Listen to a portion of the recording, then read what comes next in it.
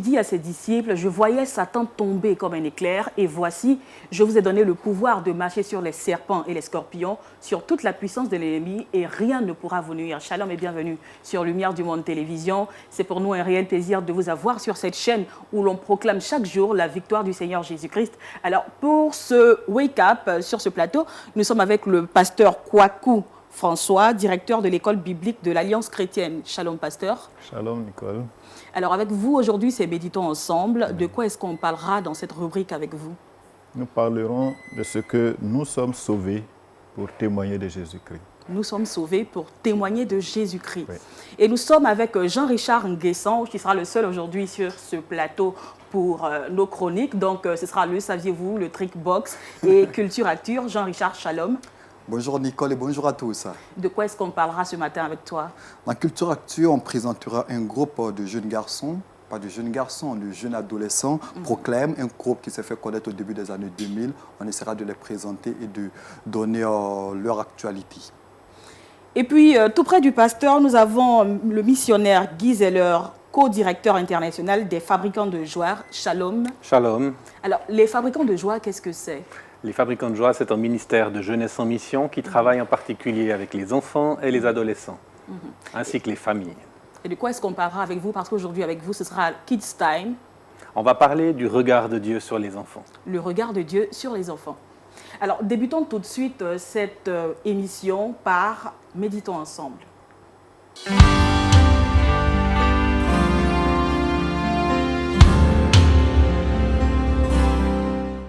Nous sommes sauvés pour témoigner de Jésus-Christ. C'est ce dont nous parlera le pasteur Kwaku. Pasteur, Oui. et nous vous écoutons. Ok.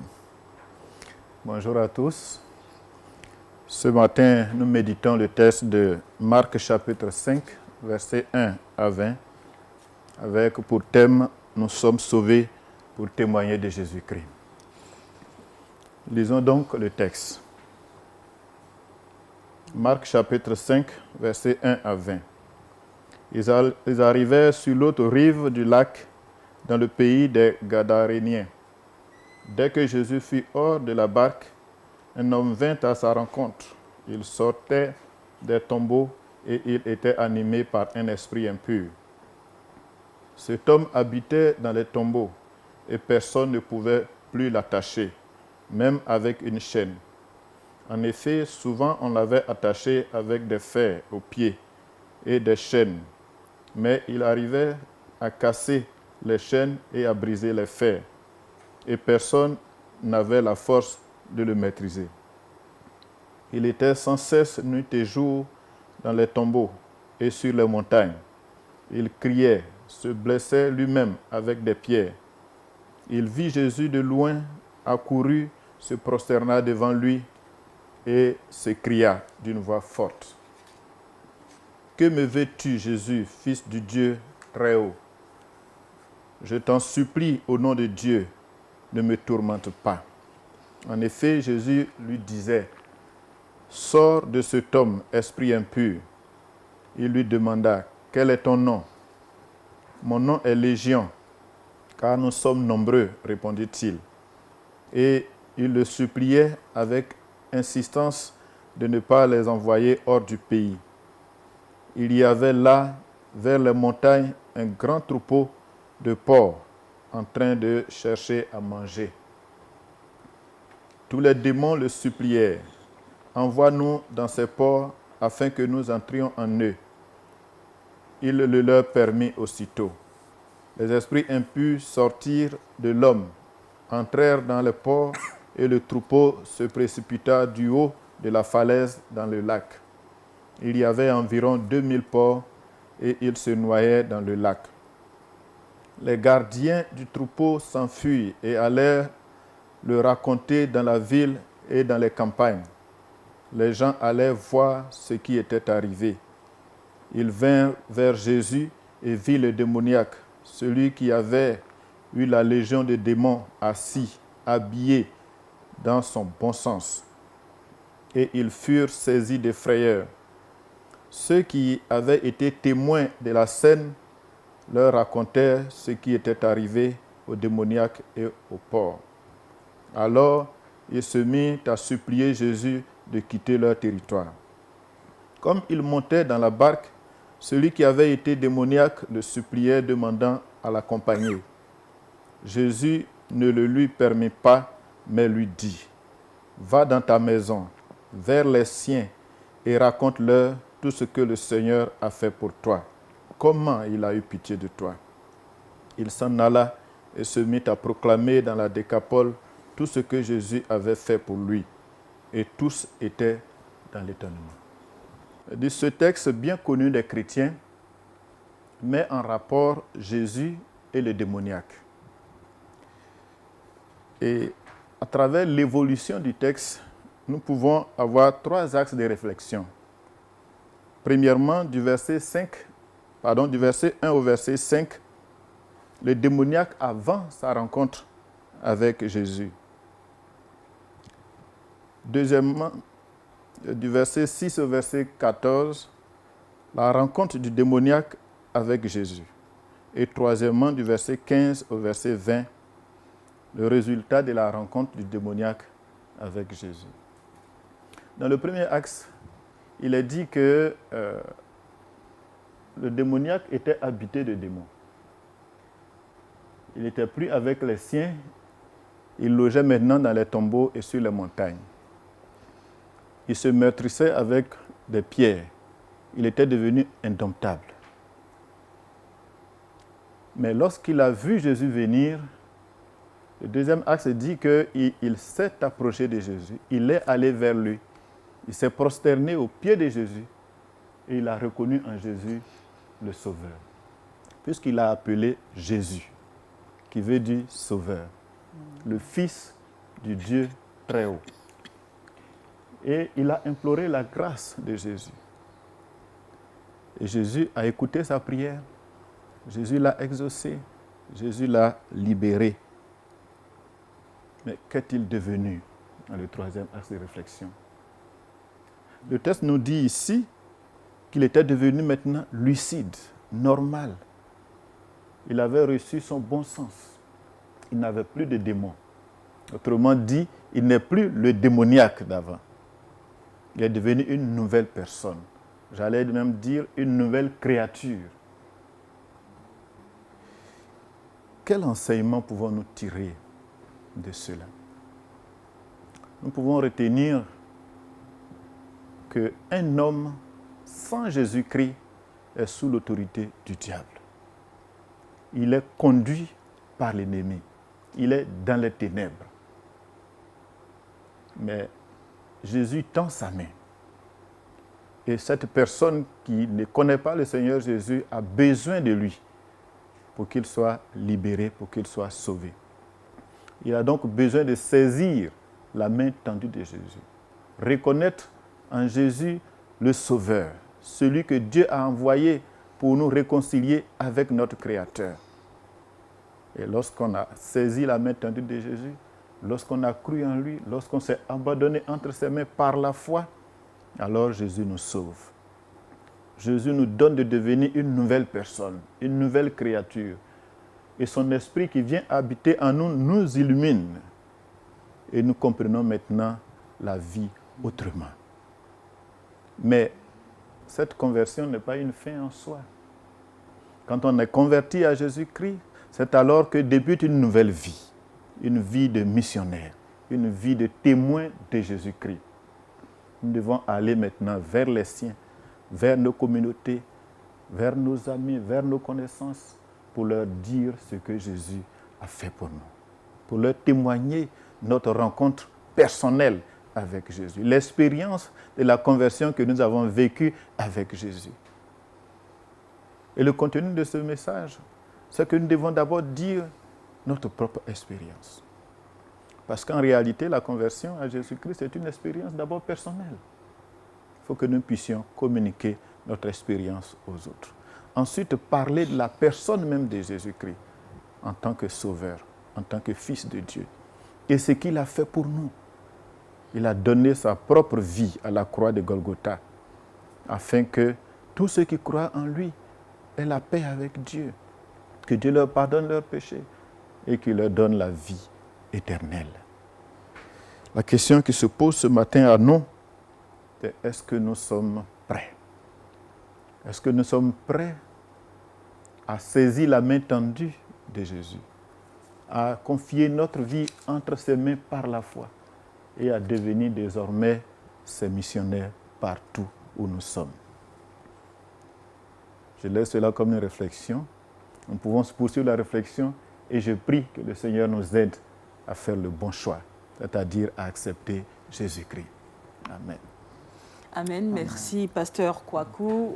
En tout cas, c'est une très belle exhortation. Nous rencontrons le Seigneur Jésus-Christ qui, lui, fait sa part. Il nous sauve, mais nous, est-ce que nous prêchons son évangile? Est-ce que nous partageons sa parole? Est-ce que nous partageons avec d'autres personnes autour de nous que nous sommes sauvés, qu'elles aussi peuvent être sauvées? En tout cas, c'était l'exhortation du pasteur Kwaku. Jean-Richard?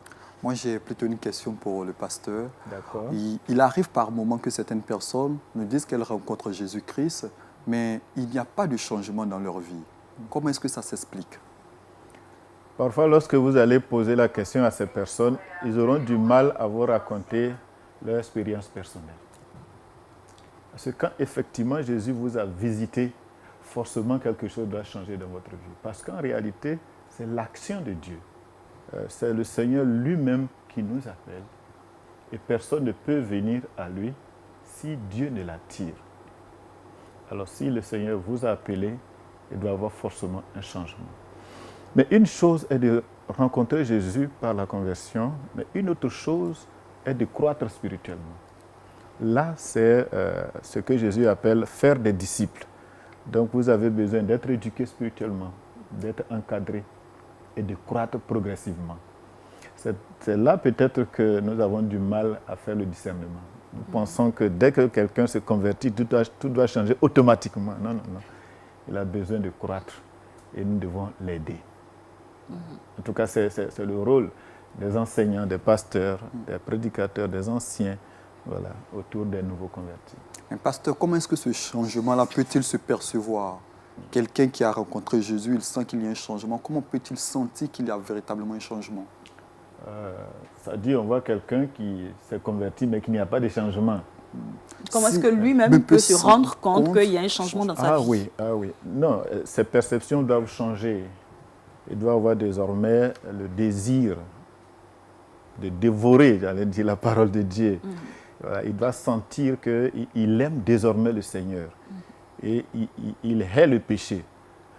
Parfois, ces personnes, quand on est converti, on est tenté par le péché, mais on a une certaine crainte désormais. Alors qu'avant, il n'y a pas cette crainte-là, il n'y avait pas de frein. Mais désormais, il y a une crainte.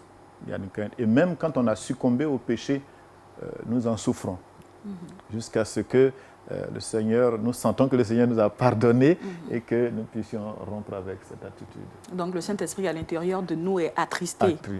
Parlons encore de témoignages. Dans des endroits comme les lieux, en tout cas les lieux non atteints, on a des personnes qui reçoivent l'évangile mais qui ont du mal à prêcher cet évangile autour d'elles parce qu'elles sont dans des endroits où, par exemple, on interdit la prédication de l'évangile. Est-ce que parce qu'elles ne témoignent pas, on va considérer qu'elles ne sont pas vraiment converties, qu'elles n'ont pas vraiment été touchées par le Seigneur? Non. Il y a plusieurs dimensions de témoignage. Notre vie même doit être un témoignage. Et donc, même quand on n'a pas la possibilité d'annoncer l'évangile de façon directe, mais notre façon de vivre, notre façon de voir la vie, de raisonner, de prendre des positions, doit déterminer clairement notre choix. Et doit influencer aussi les autres qui sont autour de nous. C'est aussi notre forme d'évangélisation. Missionnaire Guy Zeller, cette prédication, selon cette exhortation du pasteur Kwaku, comment est-ce que vous la percevez? Bien, je pense que le pasteur souligne quelque chose de très important. On n'est pas sauvé juste pour être sauvé, juste pour aller au ciel ou juste pour aller remplir les bancs d'une église le dimanche matin. On est sauvé pour une mission. Et ce démoniaque, cet ancien démoniaque l'a bien compris. Son désir, c'est de suivre Jésus. Mais ce qui m'a frappé particulièrement dans ce que Jésus lui demande, c'est que cet homme, il est prêt à tout quitter pour partir avec Jésus. En fait, il n'avait plus rien. Il avait déjà tout perdu. Et c'est vrai que des fois, tout quitter, c'est plus facile que de rester. Et Jésus lui demande de rester. Va dans ta maison. Ce qui veut dire, dans le langage de l'époque, va dans ta famille. Va vers ta femme, si elle est toujours là, vers tes enfants, s'ils sont toujours là, tes parents, tes cousins, et va vers eux pour que eux, ceux qui t'ont toujours connu, puissent voir le changement qu'il y a eu. Et je réalise que des fois, des personnes qui sont sauvées, elles commencent à fuir dans toutes sortes d'activités autres et à négliger leur propre rôle dans leur famille. Mais Jésus dit ici à cet homme, commence dans ta maison. Alors qu'il était prêt à partir, Jésus lui dit, commence avec les gens qui te connaissent le mieux, pour qu'ils puissent témoigner qu'il y a effectivement eu un changement. Merci à vous. Alors, pasteur, vous allez prier pour tous ces chrétiens qui vous regardent, que le Seigneur permette qu'ils soient capables de témoigner de ce que le Seigneur a fait dans leur vie. Prions le Seigneur. Notre Dieu, notre Père, nous te rendons grâce de ce que tu as décidé souverainement de réconcilier les hommes avec toi. Et lorsque tu nous appelles à toi, tu nous engages dans une vie de missionnaire, dans une vie d'évangéliste, pour que nous puissions témoigner de toi là où nous sommes, autour de nous, afin que les gens te connaissent et t'acceptent.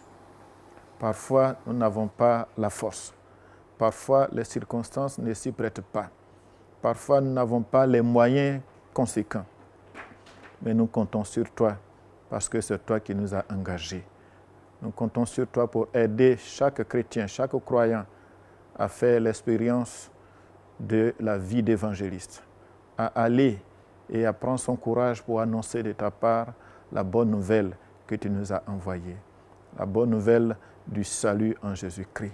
Que ton esprit visite chacun de tes enfants, que ton esprit nous donne à nous tous la force nécessaire d'être de bons témoins au nom de Jésus-Christ. Amen. Amen, amen, amen. Parlons maintenant culture chrétienne dans Culture Actu.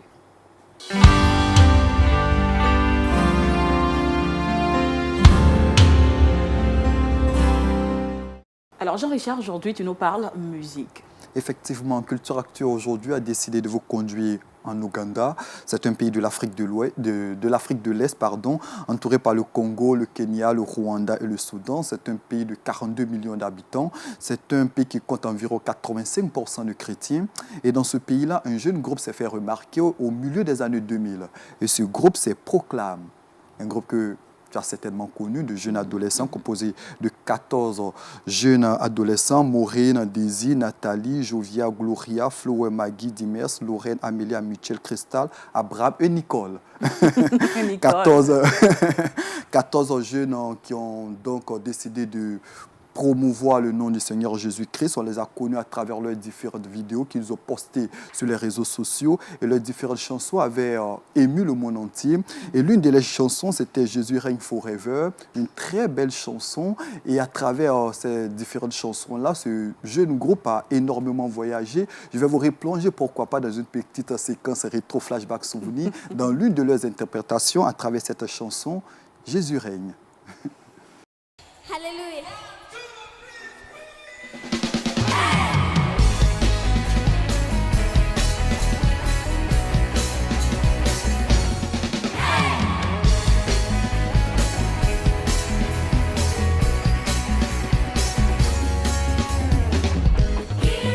Forever.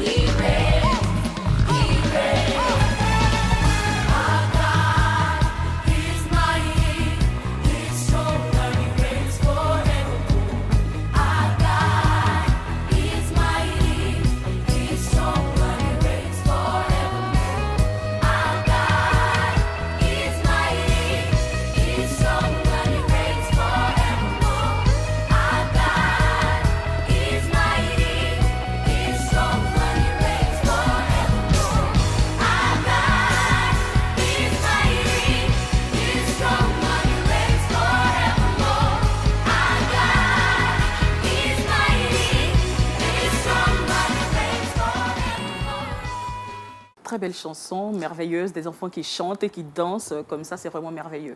Oui, vous l'avez vu, des enfants qui chantent et qui dansent pour la gloire du Seigneur Jésus-Christ. Et ces enfants-là chantent en français, en anglais et par moments en swahili. Il arrive parfois qu'ils combinent les différentes langues dans leurs différentes chansons. Et ce groupe a beaucoup voyagé au travers de leurs différentes chansons, des tournées un peu partout dans le monde, en Europe notamment, pour proclamer le nom du Seigneur Jésus-Christ. C'est vrai que ce groupe n'a pas la dimension de Hillsong United, mais n'empêche qu'à travers leur voix assez frêle, ils proclament avec force la voix du Seigneur Jésus-Christ. Missionnaire Guy Zeller, vous qui travaillez avec les enfants, est-ce que vous pensez que ce soit important d'évangéliser au milieu des enfants par la musique? Et puis, est-ce que le fait d'évangéliser par la musique produit de vrais convertis? Je pense que tous les moyens sont bons pour annoncer l'Évangile. La musique est un excellent moyen, spécialement pour rejoindre les adolescents et les jeunes, pour lesquels tout autour du monde, la musique devient un langage universel.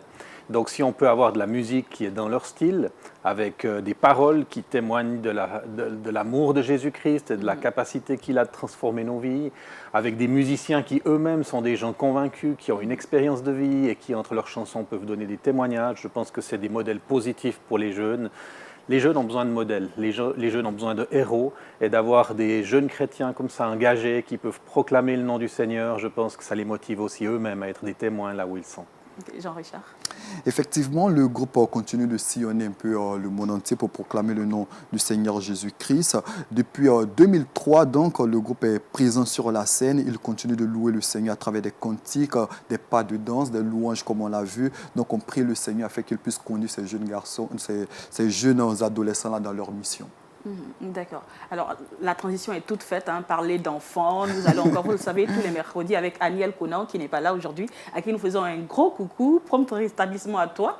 Alors, avec lui, tous les mercredis, vous parlez d'enfants. Alors, avec cette rubrique de Jean-Richard, nous partons directement pour le Kids Time.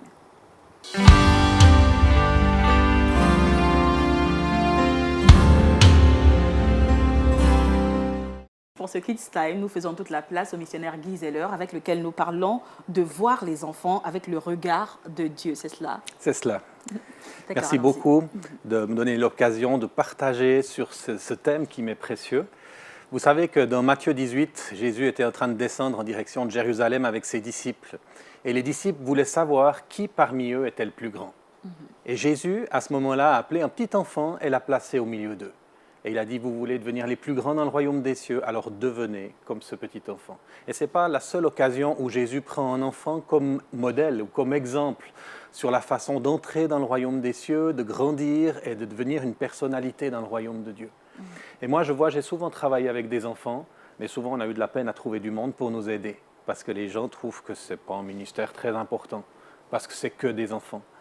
Et dans ce passage de Matthieu 18, Jésus décrit le cœur de Dieu pour les enfants. Non seulement il en parle comme les plus grands dans le royaume des cieux, mais il dit ensuite que quiconque reçoit un petit enfant comme celui-ci en son nom, le reçoit lui-même. Donc, est-ce qu'on peut s'imaginer, quand on voit des enfants autour de nous, que Jésus est caché en eux, caché derrière eux? Vous savez, chaque fois qu'on voit un enfant dans le Nouveau Testament, on ne connaît pas son nom. Les enfants, ce n'est pas des grands noms, ce n'est pas des personnalités, ce n'est pas des têtes d'affiche du star system.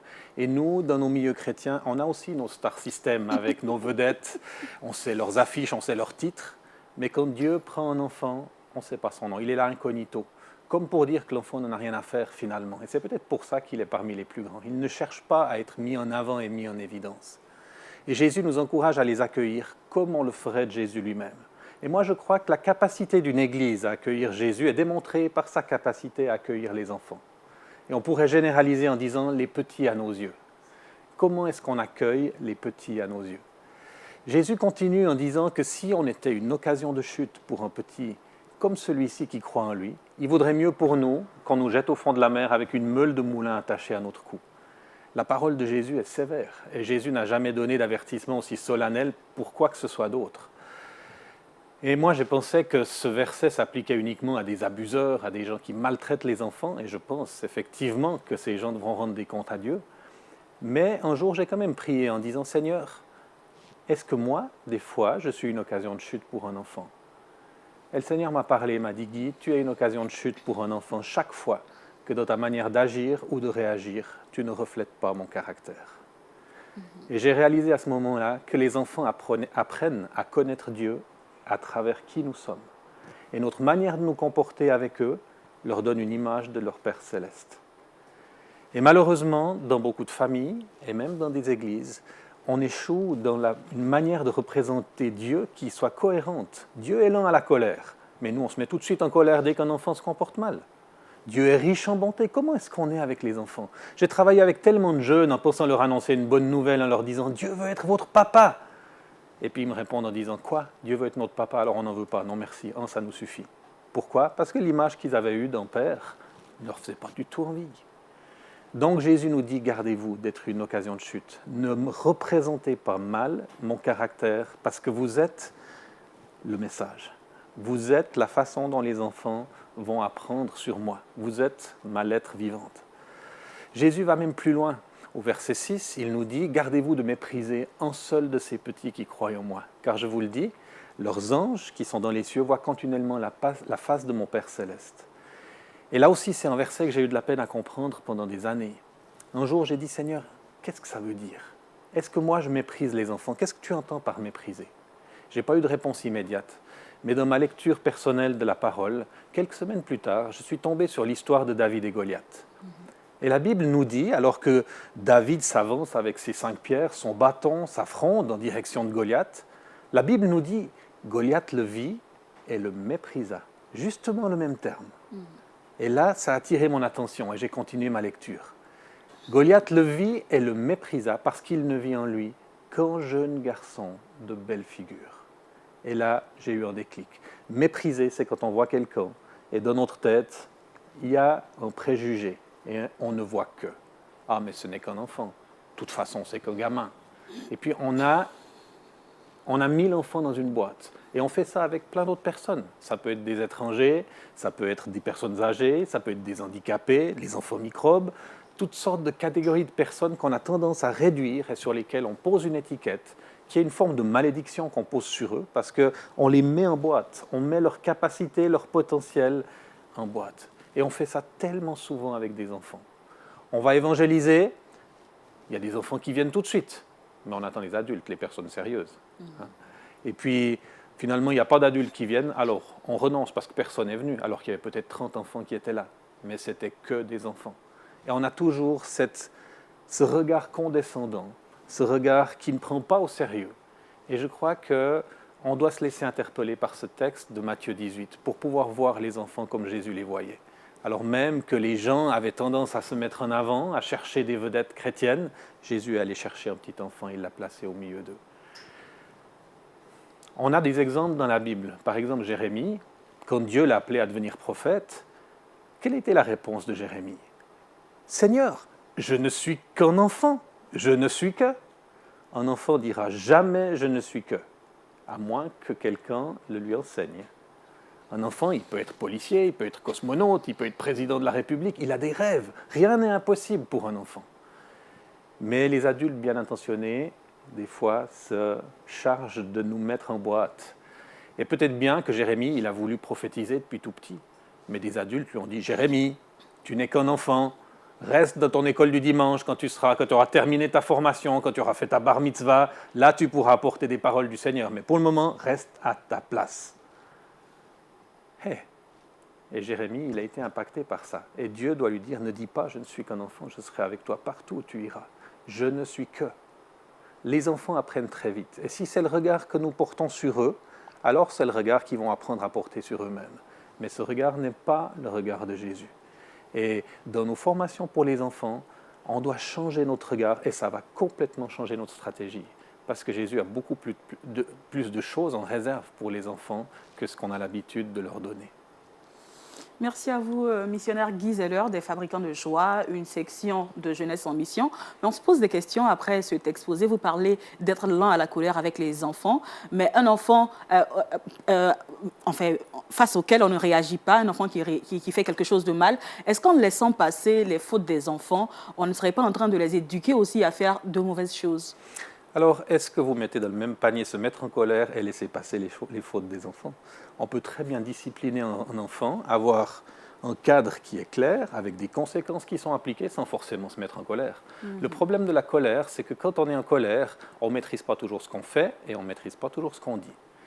Et le problème, c'est que c'est nos émotions qui nous dirigent. Et on va corriger l'enfant plus à cause de notre humeur qu'à cause de choix rationnels qu'on a fait en disant ça, j'accepte et ça, je n'accepte pas dans ma famille.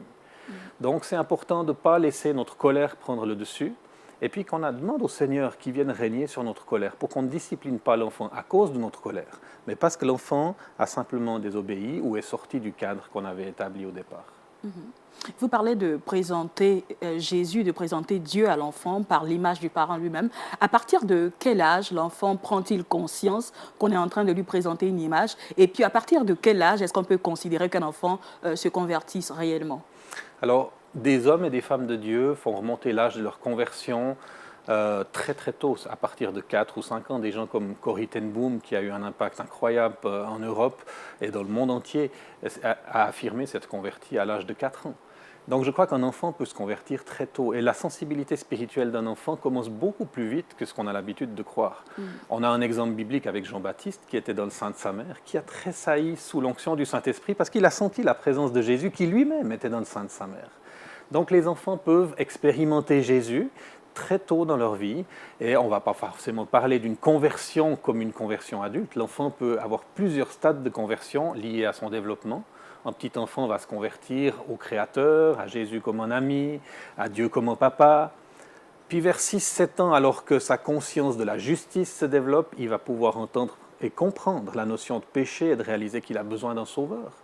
Puis vers 12, 13, 14 ans, alors qu'il entre dans l'adolescence, puis qu'il est très soucieux du regard des autres sur lui, et que des fois il a envie d'être comme les autres, de s'aligner et de se conformer pour ne pas être différent de ses copains, et que personne ne se moque de lui, être accepté par le groupe. C'est l'âge où il peut se convertir à la Seigneurie de Jésus. Mais c'est des grandes lignes, et puis des enfants peuvent se convertir avant. Ce qui est important, c'est qu'on ne mette surtout pas l'enfant en boîte, et qu'on soit conscient que Dieu peut agir bien au-delà de ce qu'on a l'habitude. Jean-Richard?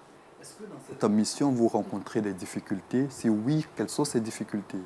Dans cette mission exaltante, est-ce que vous rencontrez des difficultés auprès des enfants, les enseigner la parole de Jésus-Christ? Est-ce que vous rencontrez des difficultés? Et si oui, quelles sont ces difficultés? Alors, je pense que des fois, les plus grosses difficultés consistent à travailler avec certains enfants qui ont été formés d'une manière un peu religieuse et qui savent toutes les histoires, qui ont la tête remplie de connaissances bibliques, mais dont le cœur est absolument vide et ils n'ont jamais rien vécu avec le Seigneur. Et le grand défi, c'est qu'ils pensent connaître Dieu, alors qu'ils n'ont que des informations sur Dieu. Et donc, ils sont un petit peu réfractaires parce qu'ils savent, je sais déjà, ils font les blasés, je suis déjà au courant, j'ai déjà tout entendu 50 fois, mais leur cœur est vide. Et le Seigneur veut nous aider à rencontrer le cœur des enfants et pas juste à leur remplir la tête de connaissances bibliques. Et je pense que c'est un des plus gros défis qu'on a dans nos églises aujourd'hui. Est-ce qu'au cours de cette mission, de vos différentes missions, est-ce qu'il y a de bons moments et de mauvais moments? Bien sûr, on est parfois encouragé, spécialement quand on voit le Seigneur venir par son esprit et des enfants qui sont touchés par la présence de Dieu. On a vu des enfants à genoux pleurer sur leurs péchés pendant plusieurs heures. On a vu des enfants remplis du Saint-Esprit. Et quand le Seigneur nous fait la grâce de nous visiter, on est tellement content et on sait que ça sera des bornes dans la vie des enfants où ils vont pouvoir regarder en arrière dans leur vie comme quelque chose où ils ont véritablement expérimenté Dieu. Mais il y a aussi des moments difficiles parce que travailler avec des enfants, évangéliser auprès des enfants, c'est aussi semer. Et on n'a pas toujours des percées comme celle-là. Et il faut faire confiance que les petites graines qu'on sème dans leur vie vont à leur tour germer en son temps quand le moment sera mûr. Alors, Pasteur Kouakou, est-ce qu'à l'école biblique, il vous arrive d'avoir en fait, des enseignements particuliers par rapport aux enfants que vous transmettez aux pasteurs? Oui, on a un cours intitulé « Éducation chrétienne ». Voilà, c'est dans ce cours-là que nous enseignons aux pasteurs comment encadrer les enfants, comment comprendre l'importance de l'enfant, comment comprendre la nécessité d'évangéliser les enfants, la nécessité de travailler parmi les enfants. Voilà, donc on a un programme comme ça. Missionnaire Gizeler, qu'est-ce que vous voulez que les gens retiennent de l'enseignement que vous avez partagé aujourd'hui? J'aimerais que les gens retiennent que les enfants les observent et que dans leur manière de se comporter, de voir les enfants ou de ne pas les voir, de les ignorer, ils transmettent quelque chose aux enfants, que les enfants vont capter par imprégnation. Ils ne vont pas forcément être conscients de ce qui leur est enseigné, de ce qui leur est transmis, mais ils vont de toute façon plaquer sur Dieu, projeter sur Dieu l'image de figures d'autorité que des parents, des moniteurs, des pasteurs, des enseignants leur projettent. Donc soyez conscients de ce que vous dégagez, de ce que vous reflétez. Et ayons cette prière dans nos cœurs, comme Jésus. Celui qui m'a vu a vu le Père. Que les enfants puissent voir le Père en nous. Merci à vous. En tout cas, c'était un temps merveilleux pour les enfants. On espère que nos tout-petits à la maison ont suivi cette rubrique et qu'ils resteront avec nous même jusqu'à la fin de cette émission. Nous poursuivons pour le Trick Box.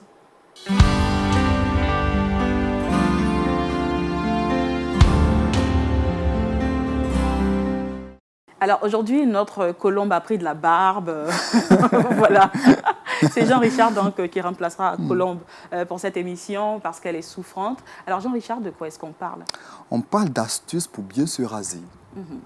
D'accord. Astuces, ça c'est pour les hommes. Ah oui. D'accord. Donc des astuces pour bien se raser. Quand c'est la première fois, parlant des jeunes garçons, il faut utiliser un rasoir durable et ça fait moins mal que les rasoirs jetables.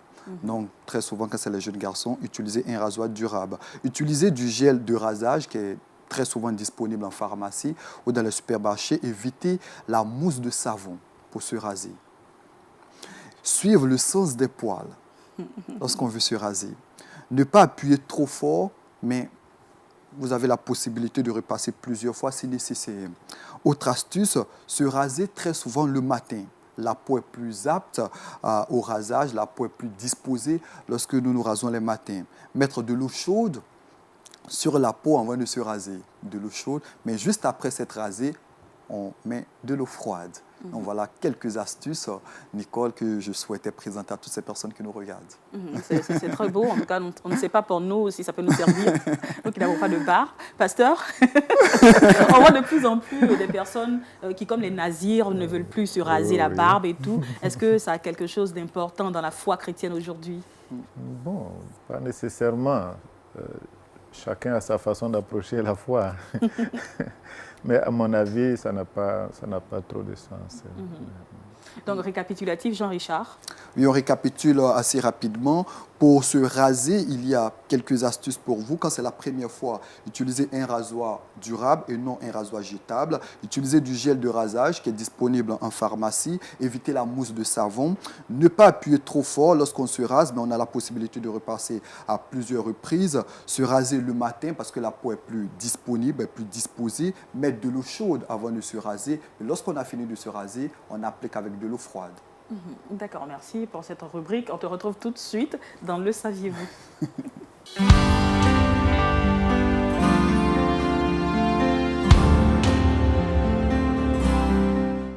Alors, tu nous fais découvrir quelques expressions aujourd'hui dans Le Saviez-vous. Effectivement, vous le savez, cette expression avant Jésus-Christ et après Jésus-Christ est très utilisée. C'est une référence qui est très souvent utilisée par le calendrier grégorien ou le calendrier occidental. C'est pour repérer un temps soit peu la naissance de Jésus-Christ, un calendrier établi en 1582. Mais cette expression est à polémique aujourd'hui dans certaines contrées du monde. Figurez-vous qu'au niveau de la Grande-Bretagne, en 2010-2011, il y avait beaucoup de spéculations, beaucoup de polémiques autour de cette expression, parce que cette expression offenserait des élèves non chrétiens, avant et après Jésus-Christ. Donc au niveau de la Grande-Bretagne, dans plusieurs établissements scolaires, ils ont décidé de changer l'expression avant Jésus-Christ et après Jésus-Christ. Et qu'est-ce qu'il donne en lieu et place? Ère commune. Ère Commune. C'est une expression qui vise à remplacer après Jésus-Christ. Et lorsque c'est avant Jésus-Christ, on dit avant l'ère commune.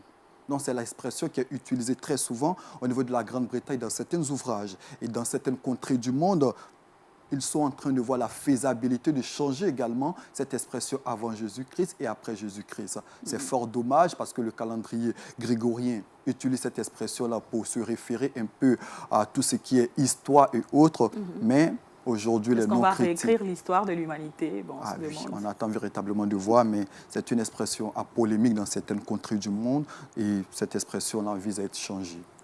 Alors, pasteur, il y a un véritable débat aussi là-dessus. Certaines personnes disent que Jésus n'est pas né à l'an 0, puisque c'est lui qu'on veut utiliser comme point de repère pour l'avant Jésus-Christ et l'après Jésus-Christ. Vous qui êtes théologien, qu'est-ce que vous en dites? Bon, moi, j'accorde peu d'importance à la date précise de la naissance de Jésus. Ce qui importe pour moi, c'est que l'histoire reconnaît que Jésus-Christ fut né. Voilà, c'est ce qui est important. Ce qui est important en tout Voilà, cas. ce qui est Et Jésus est le important. point de départ Voilà, de tout. qu'il soit donc, né le voilà. mercredi ou le jeudi, ça n'a pas d'importance pour moi. D'accord, donc l'Antiquité, c'est avant Jésus-Christ et puis l'après, voilà, c'est ce que nous vivons maintenant. Jean-Richard. Voilà, effectivement, donc il faut retenir que cette expression, dans certaines contrées du monde, est à polémique et les historiens sont en train de changer cela. C'est fort dommage. Changer l'expression avant Jésus-Christ, après Jésus-Christ, non. C'est dommage. D'accord. Alors, nous Décidément. terminons un peu cette émission. Nous terminons en parlant de la naissance de Jésus-Christ, qui est le point de départ de tout. Mais pasteur, vous avez parlé aujourd'hui de quelque chose d'important. C'est nous sommes sauvés pour témoigner de Jésus-Christ. Oui. Qu'est-ce que vous nous donnez comme verset biblique pour toute cette journée? Je voudrais qu'on retienne le verset 19, Marc chapitre 5, verset 19. Je lis, « Jésus ne lui permit pas, mais lui dit, « Va dans ta maison, vers les tiens, et raconte-leur tout ce que le Seigneur a fait pour toi, comment il a eu pitié de toi. » Alors, va dans ta maison vers les tiens et raconte-leur tout ce que le Seigneur a fait pour toi.